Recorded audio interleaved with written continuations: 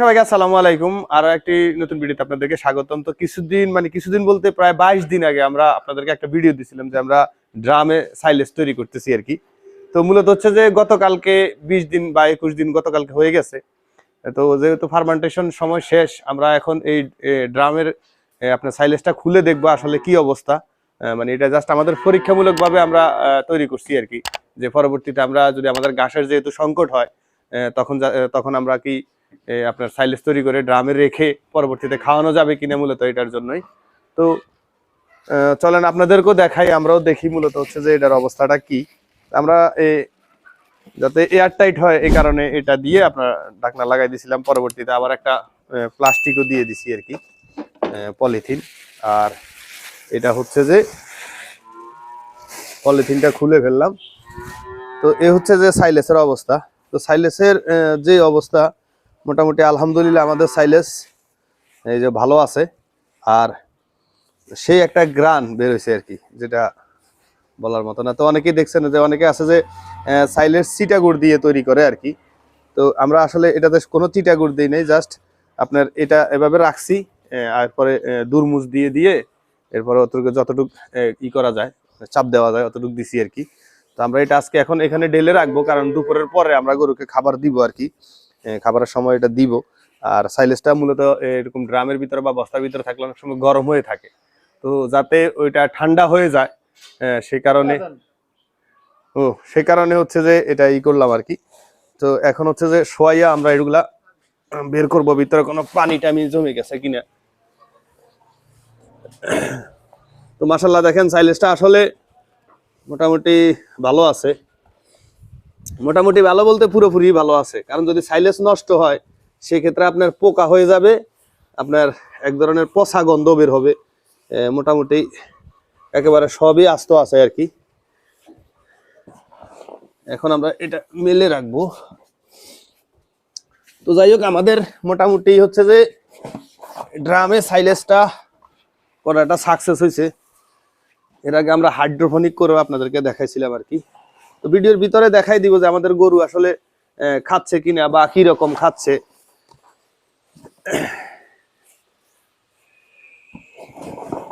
এটা হচ্ছে যে সাধারণত ভুট্টার সাইলেস আর কি, আগের ভিডিও যারা দেখছেন তারা জানেন। আমরা এর পরবর্তীতে নেপিয়ার বা জারা ঘাস দিয়েও ট্রাই করব। বাবুরে, এখানে টোটাল 70 কেজি একটা ড্রামে আমাদের সাইলেস ধরছে আর কি, ঘাস।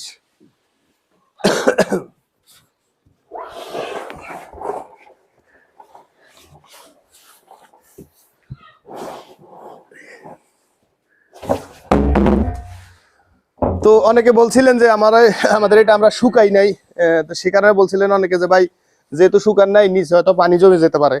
তো আলহামদুলিল্লাহ নিচে কোনো পানিও জমে নাই। কালারটা কি আসছে দেখছেন।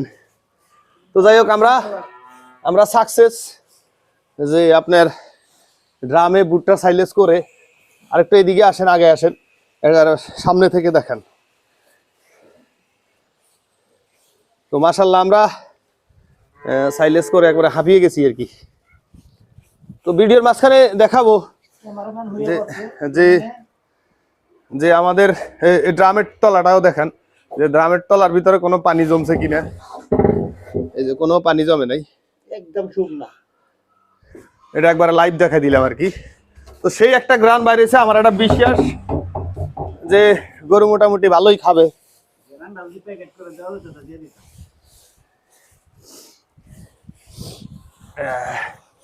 তো ভিডিওটি ভালো লাগলে অবশ্যই একটা লাইক দিয়ে দিবেন, সেজন্য নতুন হলে অবশ্যই ফলো করে দিবেন। আমরা এরকম অনেক কিছুই আপনাদেরকে উপহার দেওয়ার চেষ্টা করব। আর হচ্ছে যে আমরা খুব দ্রুত কিছু মেডিসিন নিয়ে আসতেছি, যেগুলো আপনার গাভীর মানে দুধ উৎপাদন বেড়ে যাবে, তারপরে ক্যালসিয়ামের ঘাটতি পূরণ হবে, যথাসময়ে গাভী হিটে আসবে। এটা নিয়ে আমরা কাজ করতেছি। আশা করি যে চেষ্টা করতেছি রমজানের ভিতরে বা রমজানের পর আমরা ওটা মার্কেটে নিয়ে আসার জন্য। আর যদি কারো পিঙ্ক সল্ট বা হচ্ছে যে বাছুরের ফিটার বা হচ্ছে যে আপনার শুকনো ড্রাই যে চিটাগুড় আছে লাগে, যদি আমাদেরকে নক করতে পারেন, আমাদের কাছে অ্যাভেলেবেল আছে, আমরা দিব। তো দেখা হবে অন্য কোনো ভিডিওতে অন্য কোনো বিষয় নিয়ে। আজকের মতো এখানে বিদায় আর কি।